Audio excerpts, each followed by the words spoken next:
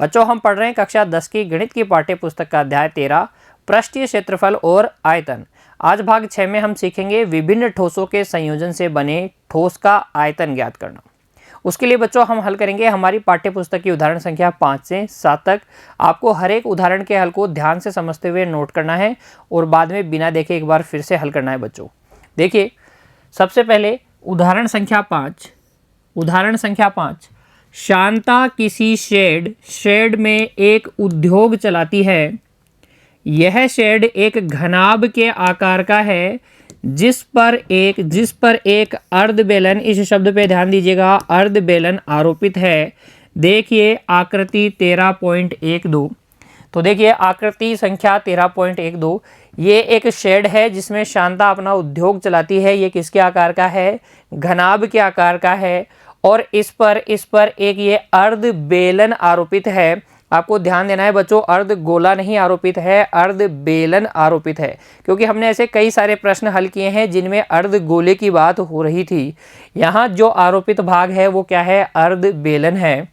फिर प्रश्न को आगे पढ़ेंगे। देखिए, यदि इस शेड के आधार की विमाएं 7 मीटर गुणा 15 मीटर है तथा घनाभाकार भाग की ऊंचाई 8 मीटर है, तो इस शेड में समावेशित हो सकने वाली हवा का आयतन ज्ञात कीजिए। अगर बच्चों इस शेड का आधार क्या है? 7 मीटर गुणा 15 मीटर विमा वाला है और घनाभाकार भाग की ऊंचाई 8 मीटर है, तो इस शेड में कितनी हवा आ जाएगी? इस शेड में कितनी हवा समावेशित हो सकती है, उसका आयतन हमसे पूछा गया है। फिर आगे देखिए, आगे पढ़िए पुनः दोबारा। यदि हम ये मान लें कि शेड में रखी मशीनरी 300 मीटर क्यूब स्थान घेरती है तथा शेड के अंदर 20 श्रमिक हैं जिनमें से प्रत्येक 0.08 मीटर क्यूब के औसत से स्थान घेरता है, तब शेड में कितनी हवा होगी? दूसरी स्थिति पर विचार कीजिए। अगर इस शेड के अंदर जो मशीनरी है वो 300 मीटर क्यूब स्थान घेर ले और 20 श्रमिक है जिनमें से प्रत्येक श्रमिक 0.08 मीटर क्यूब स्थान घेरे, तब इस स्थिति में शेड के अंदर कितनी हवा होगी, हमें ज्ञात करना है। तो दो स्थितियां हैं, एक जब इसके अंदर मशीनरी और श्रमिक दोनों है तब, और एक जब ये मशीनरी और श्रमिक नहीं है, यानी ये शेड पूर्णतया खाली है, तब इसमें कितनी हवा आएगी। हमें कहा गया है कि पाई का मान 22/7 लीजिए।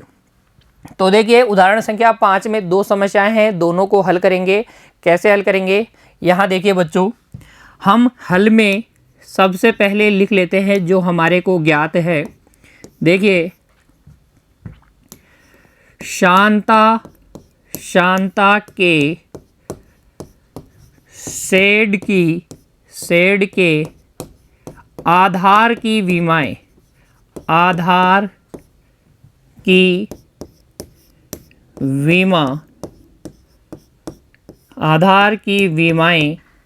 बराबर है 7 मीटर गुणा 15 मीटर।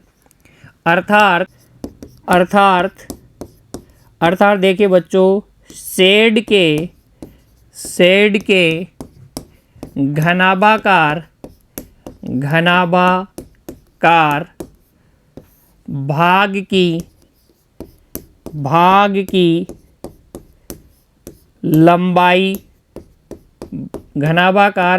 की लंबाई L वो हो जाएगी 15 मीटर तथा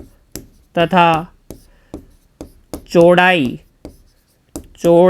B वो हो जाएगी 7 मीटर। देखो, हमें प्रश्न में ही कहा गया है कि ये जो घनाभाकार भाग है इस शेड का, उसके आधार की विमा है 7 मीटर गुणा 15 मीटर।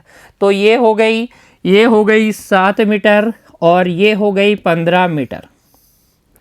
ये भी हो जाएगी 7 मीटर और ये हो जाएगी 15 मीटर बच्चों, ठीक है।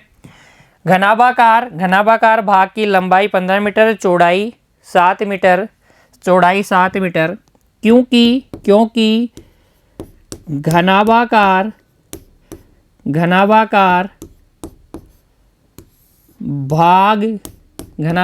भाग के ऊपर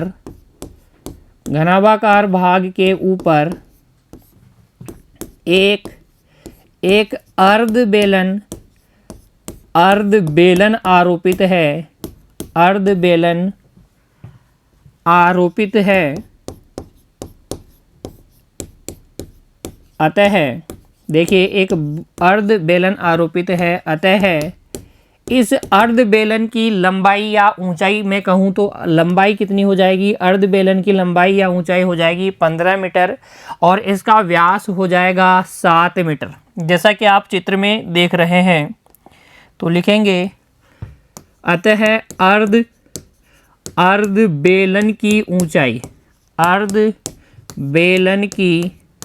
ऊंचाई, यहाँ आप बता सकते हैं अर्ध बेलन की ऊंचाई हो जाएगी, ये ऊंचाई h डैश, अर्ध बेलन की ऊंचाई h डैश हो जाएगी 15 मीटर तथा बच्चों व्यास इसका व्यास 2r हो जाएगा 7 मीटर, जहाँ से आप बोलेंगे त्रिज्या r, इस अर्ध बेलन की त्रिज्या r हो जाएगी 7/2 मीटर। इसमें कोई समस्या आपको नहीं होगी। देखो, ये घनाभाकार भाग के ऊपर ये अर्ध बेलन आरोपित था, इस तरीके से आप देख सकते हैं चित्र में। तो ये जो है 7 मीटर, ये तो इस अर्ध बेलन का व्यास हो जाएगा और ये 15 मीटर इस अर्ध बेलन की ऊंचाई हो जाएगी। हमें एक बात और दी गई है, घनाभाकार भाग की ऊंचाई कितनी है, 8 मीटर है। हम लिख देंगे घनाभाकार भाग की ऊंचाई, घनाभाकार भाग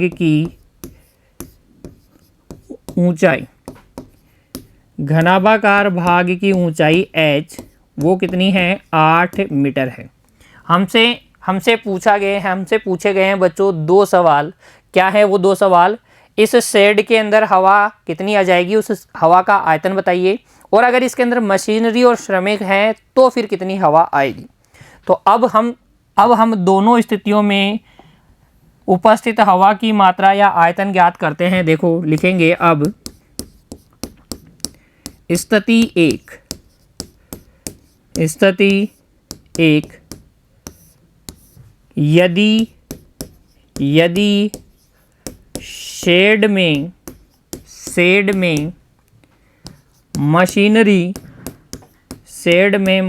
मशीनरी तथा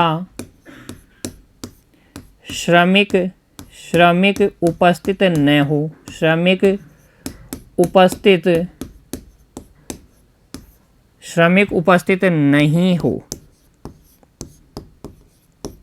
यदि शेड में मशीनरी तथा श्रमिक उपस्थित नहीं हो, तब देखिए शेड में उपस्थित हवा का आयतन, शेड में उपस्थित हवा या कह दीजिए समावेशित होने वाली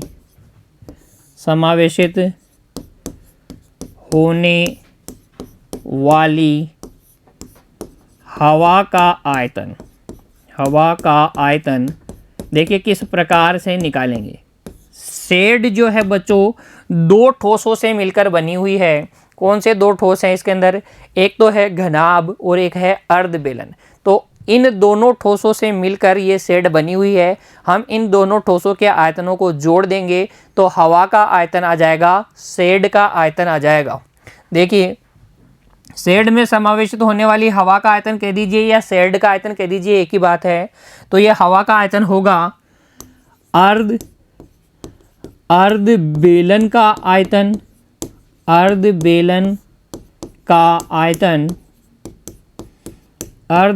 का आयतन प्लस घनाभ का आयतन, प्लस क्या कर लेंगे हम, घनाभ का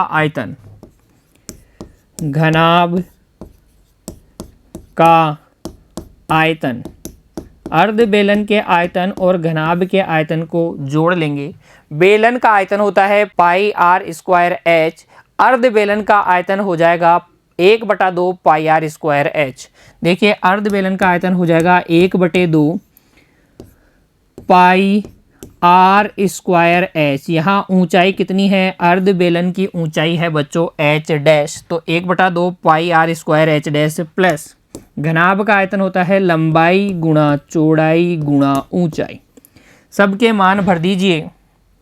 देखिए ये आ जाएगा 1/2 गुणा पाई का मतलब 22/7 आर स्क्वायर। अर्ध बेलन की त्रिज्या कितनी है, 7/2 है बच्चों, तो ये 7/2 गुणा 7/2। ऊंचाई कितनी है, ऊंचाई है 15। ऊंचाई कितनी है, 15 है।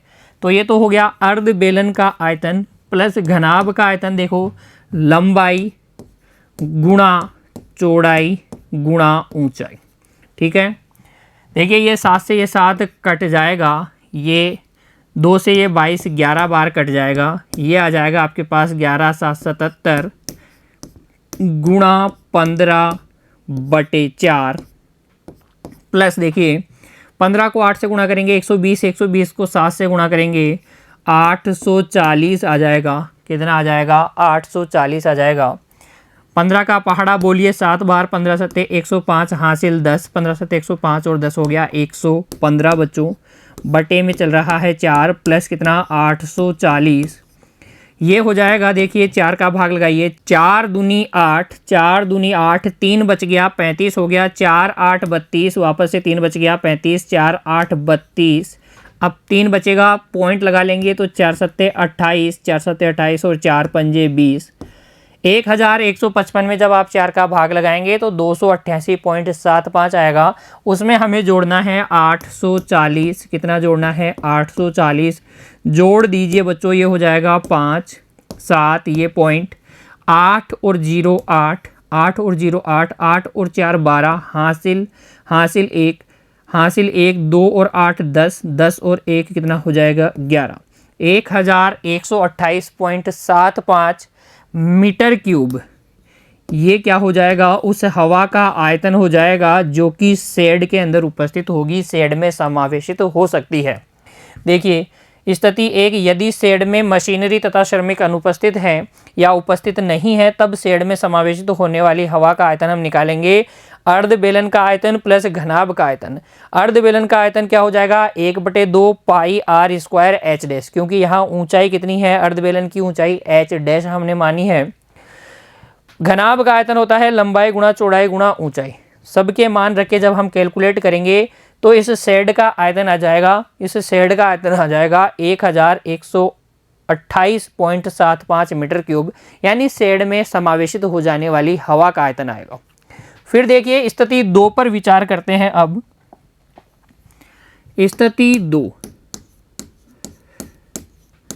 दूसरी स्थिति, यदि शेड में मशीनरी तथा श्रमिक उपस्थित हैं। तो जब शेड में मशीनरी तथा श्रमिक उपस्थित हैं तब देखिए शेड में उपस्थित हवा का आयतन या हवा की मात्रा, इस केस में हवा का आयतन क्या होगा, शेड का आयतन, शेड के आयतन में से हम घटा लेंगे मशीनरी का आयतन और श्रमिकों का आयतन, माइनस हम क्या कर लेंगे, श्रमिकों का आयतन। अगर शेड के अंदर बच्चों मशीनरी भी है और श्रमिक भी हैं तो हवा कितनी रहेगी, जिस स्थान पे मशीनरी होगी, जिस स्थान पे श्रमिक होंगे वहाँ पर हवा नहीं होगी, उसके अलावा जितनी खाली जगह बचेगी वहाँ हवा होगी। तो शेड के आयतन में से हम मशीनरी का आयतन और श्रमिकों का आयतन घटा देंगे तो उपस्थित हवा का आयतन मिल जाएगा।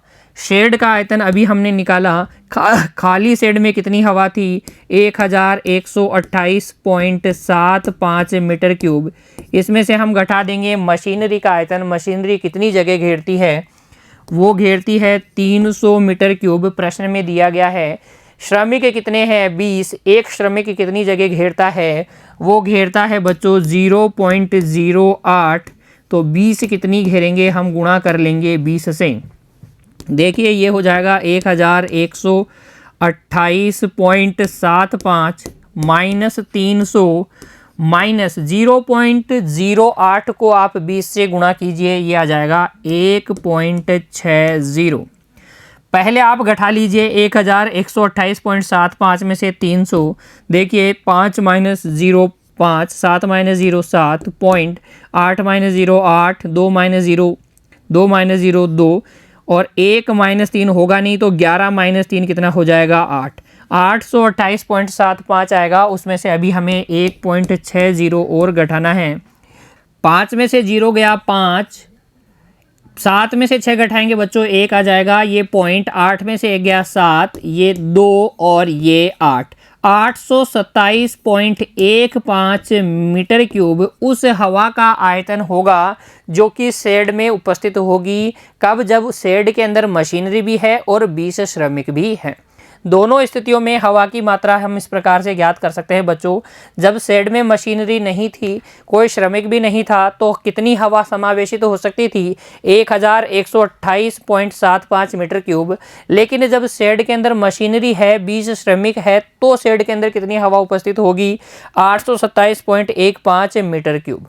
उदाहरण 5 की सहायता से बच्चों हमने ये सीखने का प्रयास किया कि जब दो ठोसों को मिलाकर एक नया ठोस बनाया जाता है, जैसे कि ये शेड कौन से दो ठोसों से मिलकर बना था बच्चों, एक घनाभ और एक अर्धबेलन। तो हमने सीखा कि इस प्रकार बने शेड का आयतन कैसे ज्ञात किया जाता है, और जब इसके अंदर कुछ अन्य चीज़ें रख दी जाती है जैसे कि मशीनरी, जैसे कि श्रमिक, तो फिर बचे हुए खाली स्थान का आयतन कैसे ज्ञात करते हैं। उम्मीद करता हूँ आपको अच्छे से समझ में आ गई है हर एक बात। आप इसे नोट कर लीजिए, बाद में बिना देखे आपको एक बार फिर से हल करना है बच्चों।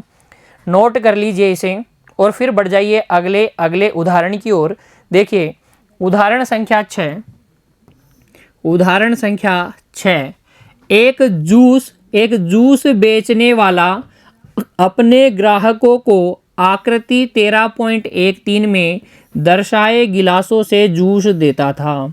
एक जूस बेचने वाला था बच्चों, जो अपने ग्राहकों को इस प्रकार के गिलासों में जूस देता था।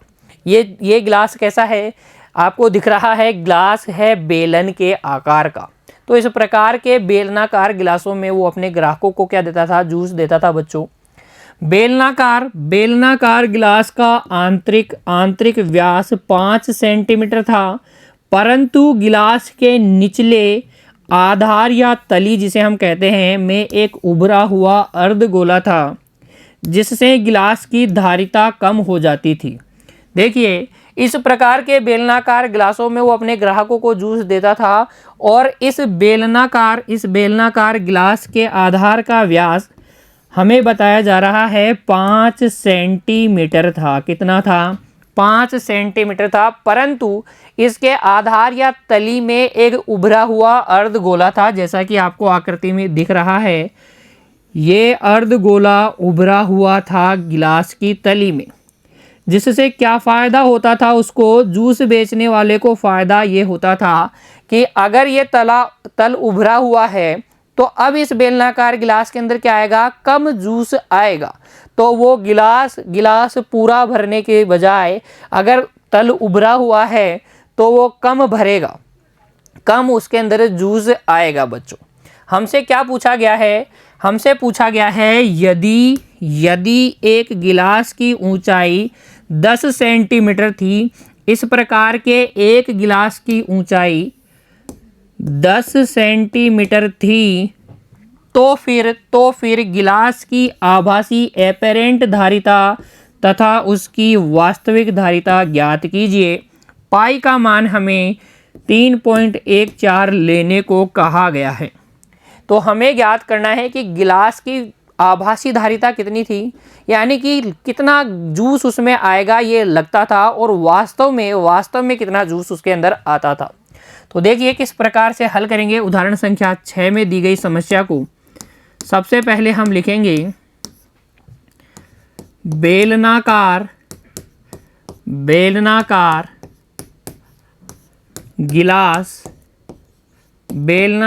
गिलास की ऊंचाई। ये बेलनाकार गिलास की ऊंचाई मुझे बताइए h कितनी दी गई है। वो दी गई है बच्चों 10 सेंटीमीटर तथा व्यास कितना दिया गया है, व्यास 2 गुणा r आपको दिया गया है 5 सेंटीमीटर। यहाँ से आप बता सकते हैं इस गिलास की त्रिज्या r हो जाएगी 5/2 सेंटीमीटर। कितनी हो जाएगी 5/2 सेंटीमीटर, क्योंकि गिलास के आधार या तली में एक अर्धगोला उभरा हुआ है। क्या उभरा हुआ है बच्चों, एक अर्धगोला उभरा हुआ है। अतः इस उभरे हुए अर्धगोले की या इस अर्धगोले की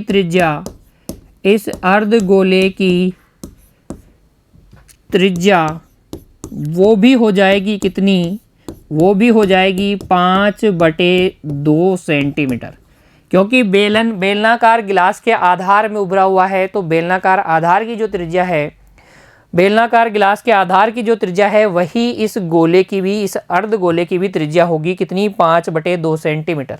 अब देखिए दोनों प्रश्नों का जवाब देते हैं। इस गिलास की आभासी धारिता क्या है और इसकी वास्तविक धारिता क्या है। बाहर से देखने पर तो ग्राहक को क्या लगेगा, उसको लगेगा कि मुझे एक बेलनाकार गिलास पूरा भर के दिया गया है। तो आभासी धारिता हो जाएगी, उसको लगेगा कि मुझे एक पूरा बेलनाकार गिलास भर के दिया जा रहा है जूस का। तो बेलनाकार गिलास की आभासी धारिता, बेलनाकार गिलास की आभासी धारिता, देखिए आभासी धारिता या आयतन वो हो जाएगा बेलन के आयतन के बराबर। देखो बच्चों, ग्राहक को क्या लगेगा कि ये गिलास बेलनाकार है, जबकि ये वास्तव में क्या हो रहा है, ये बाहर से बेलन दिख रहा है लेकिन वास्तव में तो ये बेलन नहीं है। ये क्या है, एक बेलन और इस अर्धगोले के संयोजन से बना एक गिलास है। तो आभासी धारिता के लिए सिर्फ हम क्या निकालेंगे, बेलन का आयतन निकालेंगे, क्योंकि ये इसका आभास हमें एक बेलन के जैसा हो रहा है। बेलन का आयतन होता है पाई r स्क्वायर h। पाई का मान हमें 3.14 लेना है। r स्क्वायर का मतलब हो गया 5/2 गुणा 5/2 और ऊंचाई हो जाएगी बच्चों कितनी, 10। ऊंचाई हो जाएगी 10। तो देखिए ये 3.14 गुणा 25 गुणा 10 बटे कितना आ जाएगा 4। 25 से गुणा कीजिए इसे, 25 चौक 100, 25 चौक 100 हासिल 10, 25 से कम 25 और 10 कितना हो जाएगा, 25 और 10 हो जाएगा 35, हासिल 3, 25 या 75 और 3 78। अभी गुणा 10 से और करना था तो एक 0 और लगा देंगे, 2 अंक छोड़ के दशमलव भी लगाएंगे तो ये आ जाएगा 785/4। 785 में 4 का भाग लगा देंगे तो ये आ जाएगा बच्चों, देखो 4 एकम 4, 4 एकम 4, 3 बच गया, 38 हो गया, 4 नाम 36, 2 बच गया 25, 25 में भाग लगाएंगे 4 का तो 4 6 24, 1 बच जाएगा। फिर पॉइंट लगा लेंगे, 10 हो जाएगा तो 4 दूनी 8 और 4 पंजे 20। 196.25 सेंटीमीटर क्यूब उस बेलनाकार गिलास की आभासी धारिता होगी। ये आभासी धारिता है, वास्तविक धारिता नहीं है। वास्तविक धारिता अब हम निकालेंगे बच्चों, देखिए कैसे। दूसरा बेलनाकार गिलास की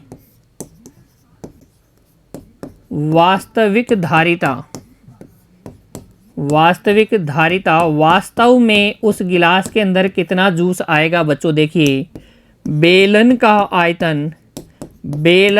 आयतन हमें माइनस करना होगा अर्धगोले का आयतन, घटाना होगा अर्धगोले का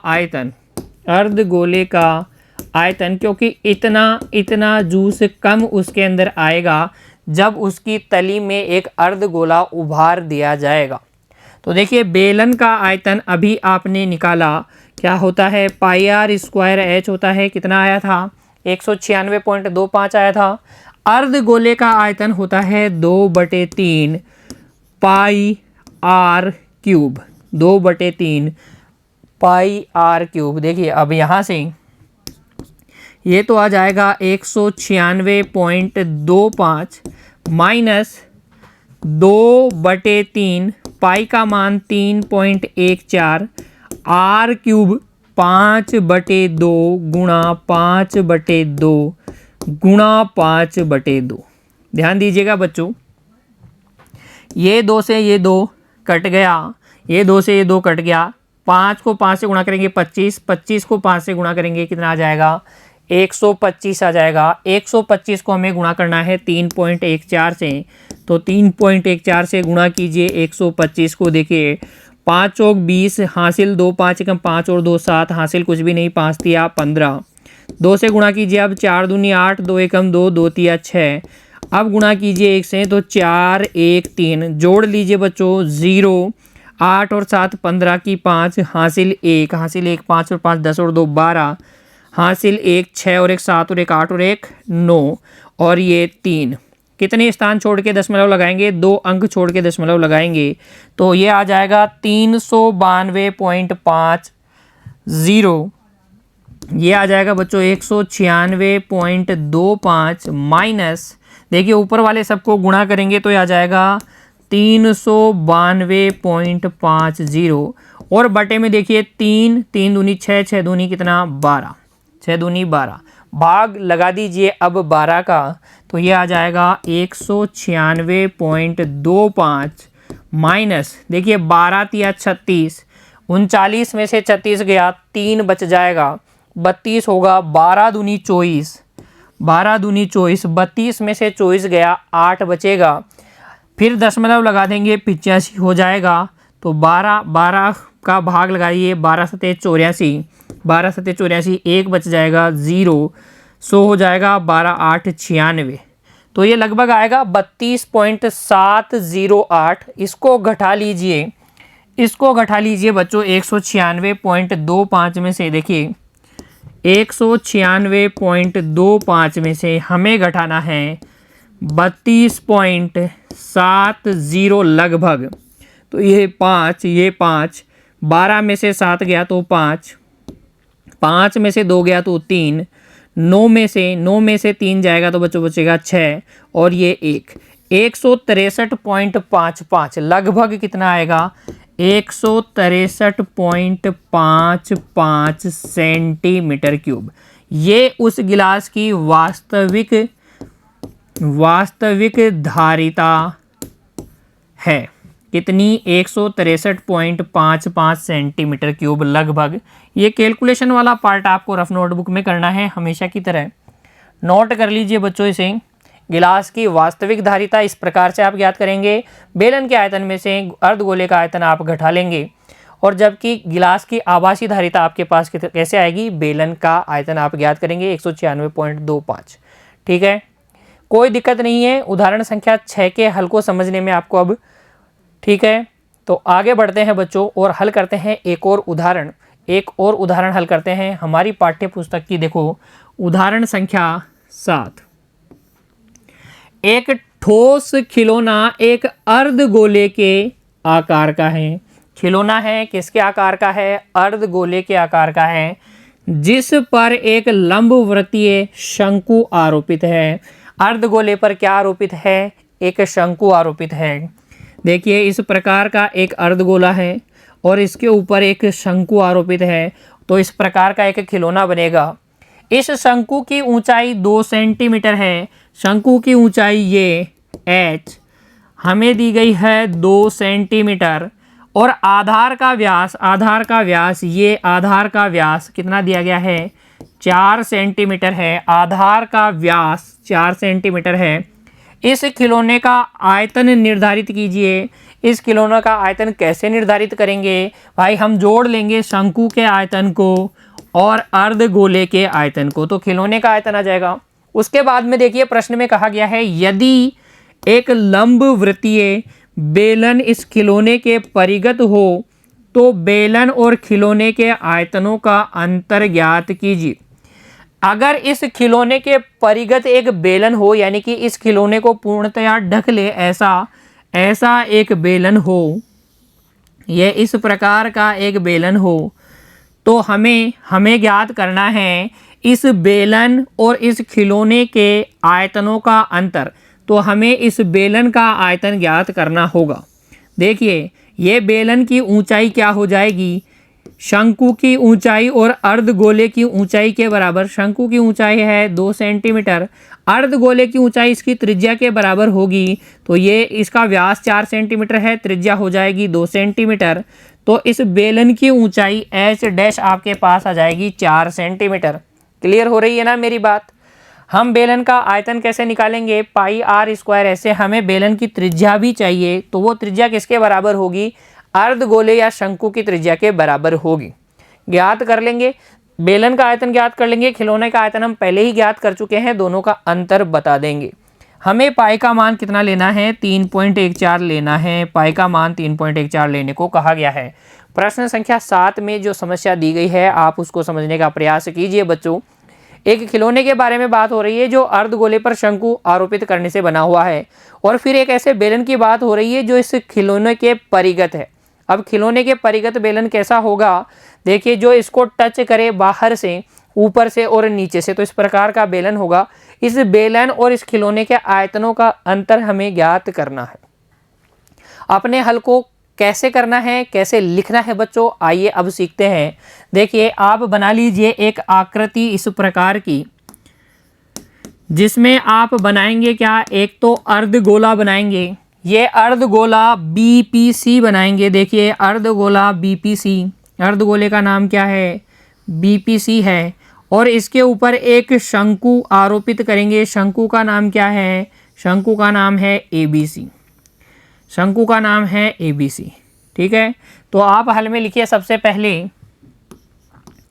माना कि BPC और ABC क्रमशः एक अर्धगोला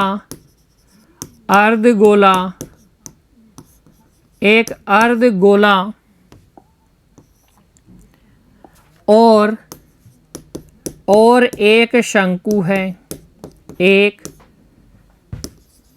शंकु है। लिख देंगे। देखिए आकृति में, तो ये जो है बच्चों ये वो खिलौना है जिसकी बात प्रश्न में हो रही है, उदाहरण संख्या 7 में हो रही है। ये वो खिलौना है, ठीक है। इस खिलौने की बात हो रही है। आपको समझ में आया कि ये खिलौना किस प्रकार का है? एक अर्धगोला है, उसके ऊपर एक शंकु क्या किया गया है? आरोपित किया गया है। हमें इस खिलौने का आयतन ज्ञात करना है। कैसे ज्ञात करेंगे? देखिए यहाँ पर हमें दिया गया है कि शंकु की ऊंचाई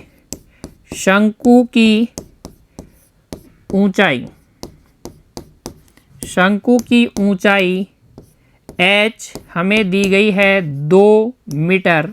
कितनी दी गई है बच्चों? 2 मीटर दी गई है जी नहीं, 2 सेंटीमीटर दी गई है। कितनी है? 2 सेंटीमीटर है।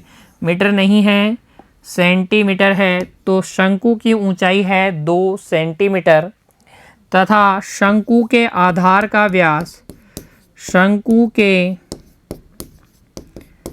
आधार का व्यास, आधार का व्यास, शंकु के आधार का व्यास हमें दिया गया है 4 सेंटीमीटर।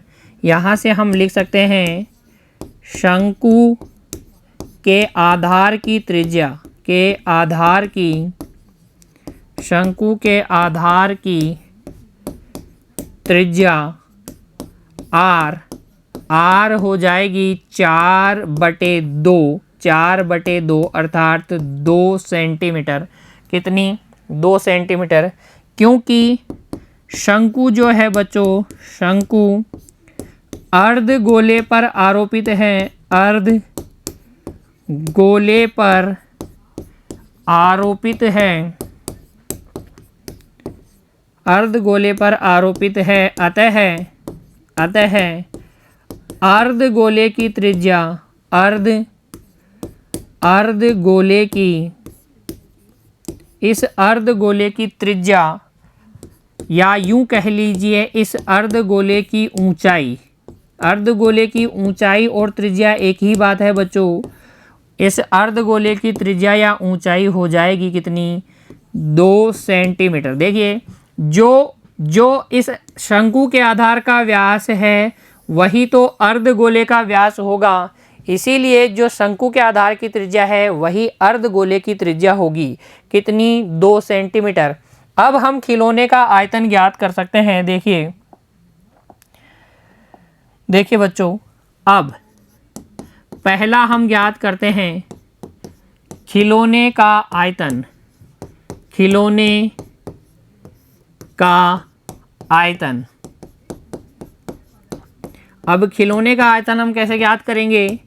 शंकु का आयतन, शंकु का आयतन प्लस हम कर लेंगे अर्ध गोले का आयतन, अर्ध गोले का आयतन। सूत्र बताइए बच्चों मुझे। शंकु के आयतन का सूत्र क्या होता है? बेलन के आयतन के सूत्र के जैसा ही होता है, लेकिन इसमें 1/3 और हम लगाते हैं। तो देखिए 1/3 पाई r स्क्वायर h, ये तो शंकु का आयतन हो गया। अर्ध गोले का आयतन का सूत्र बताइए। अर्ध गोले के आयतन का सूत्र होता है 2/3 पाई r क्यूब। कितना होता है? 2/3 पाई r क्यूब। क्या यहाँ से पाई r स्क्वायर बटे 3 उभयनिष्ठ दिख गया आपको? अंदर बच गया h प्लस 2r। क्या बच गया?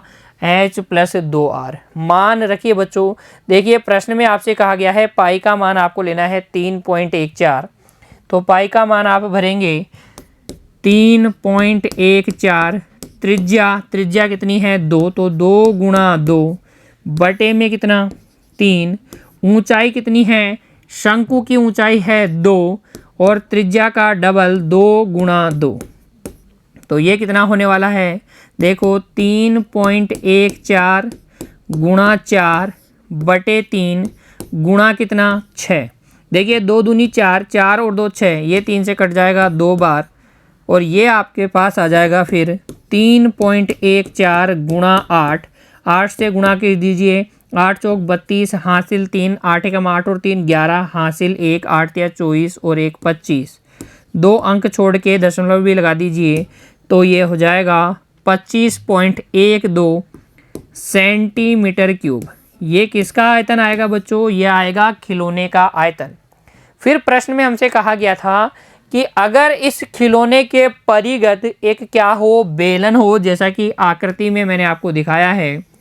ये इस प्रकार का एक बेलन इस खिलौने के परिगत हो, तो देखिए इस बेलन और इस खिलौने के आयतनों का अंतर कितना होगा, ये हमसे पूछा गया था। वो भी हम ज्ञात करेंगे। देखो दूसरा, अब खिलौने के परिगत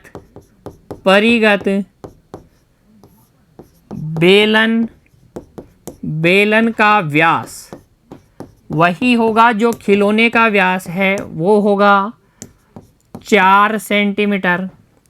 अतः त्रिज्या, इस बेलन की त्रिज्या आर डैश हो जाएगी 4/2 अर्थात 2 सेंटीमीटर।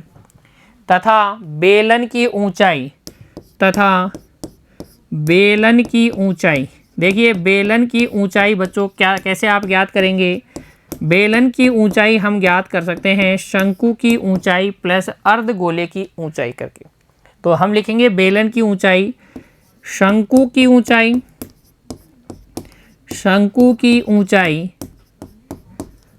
प्लस अर्धगोले की ऊंचाई। अब हम सभी को पता है अर्धगोले की ऊंचाई उसी की त्रिज्या होती है, अर्धगोले की ऊंचाई। तो हम इन दोनों को जोड़ लेते हैं। शंकु की ऊंचाई 2 सेंटीमीटर, अर्धगोले की ऊंचाई भी 2 सेंटीमीटर, तो ये कितना आ जाएगा 4 सेंटीमीटर।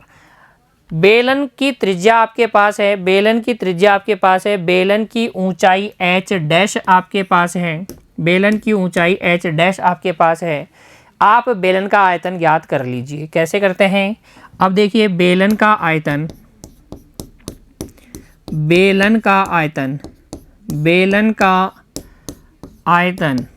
किसी भी बेलन का आयतन हम ज्ञात करते हैं पाई आर स्क्वायर एच से, क्योंकि यहाँ त्रिज्या हमने आर डैश ली है तो आर डैश का स्क्वायर गुणा एच डैश। मान रख दीजिए पाई का मान 3.14। आर डैश बेलन की त्रिज्या कितनी है 2 है, तो ये 2 गुणा 2। एच डैश ऊंचाई कितनी है, ऊंचाई है 4।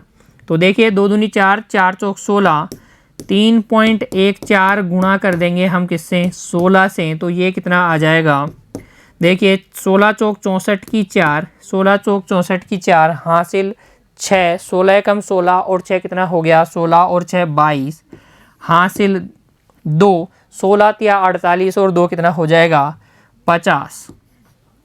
तो ये बेलन का आयतन आ जाएगा 50.24 सेंटीमीटर क्यूब।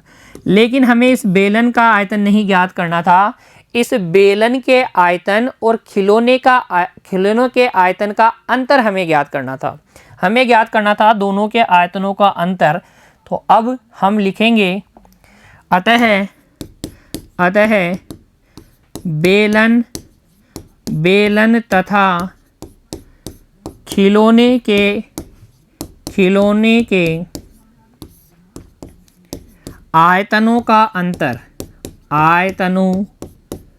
का अंतर, देखिए यहाँ से आयतनों का अंतर बराबर हो जाएगा 50.24 माइनस खिलौने का आयतन कितना था 25.12, कितना था 25.12। गठा लेंगे तो ये आ जाएगा 25.12 सेंटीमीटर क्यूब। तो आयतनों का अंतर भी वही है जो खिलौने का आयतन है। या मैं यूँ कह सकता हूँ बच्चों कि जब आप एक परिगत बेलन लेंगे इस खिलौने के, तो उसका आयतन इस खिलौने के आयतन का 2 गुना होगा। ये खाली जगह का आयतन भी उतना ही होगा जितना कि क्या है इस खिलौने का आयतन है। आ गई बात समझ में? उदाहरण संख्या 7 के हल में आपको कोई दिक्कत नहीं होनी चाहिए बच्चों। इस प्रकार से आप हल कर लीजिएगा। आज हमने हल किए हैं उदाहरण संख्या 5, 6 और 7, जिसके माध्यम से हमने ये सीखने का प्रयास किया है बच्चों कि किस प्रकार से ठोसों के संयोजन से बने नए ठोस का आयतन ज्ञात किया जाता है। उम्मीद करता हूँ आपने सीख लिया है। अब आप बिना देखे एक बार फिर से इन तीनों उदाहरणों को हल करेंगे बच्चों। आज की कक्षा में इतना ही बच्चों, मिलते हैं अगली कक्षा में। तब तक के लिए आप पढ़ते रहिए, खुश रहिए बच्चों। धन्यवाद।